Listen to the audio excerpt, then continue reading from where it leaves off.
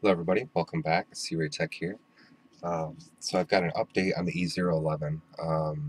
My first impressions were this is definitely a much better alternative to the E010. And then I took a trip to RC groups and I saw that there is a firmware available to fly angle mode on the E011. And so I thought this thing was really awesome to begin with. With this firmware, this is 10 out of 10. I mean, it's way more it's faster, it's more responsive, it's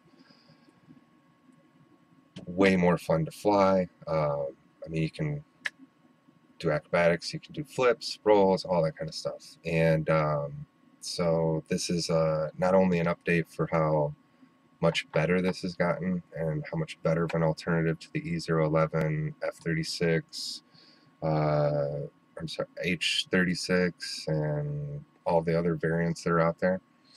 Yeah, this thing just trumps them all. So I made a few changes. As you can see, I ditched the canopy in the minifig. With getting it flashed, I knew I was going to crash quite a bit. Pretty much figured I was going to end up destroying the camera. So what I did is I built it the same way as I've done a lot of my other ones. This one's a little bit lower profile, so this is going to allow me to kind of bounce upside down and hopefully not damage the camera too much. I did put some hot glue in the front here, as you can see, so that I can kind of protect the camera power. I actually just simple hot glue here. I've been using these Beta PV batteries also, mainly because I'm flying this thing like crazy and I only have the one stock battery. I will say with these 7x16mm motors, this is just phenomenal. It is awesome, it's fun to fly. It does pretty good outside, even in light breeze. I've broke so far only one prop. Yeah, this thing's great. I was able to get some flight footage, so I want to be able to show you guys that.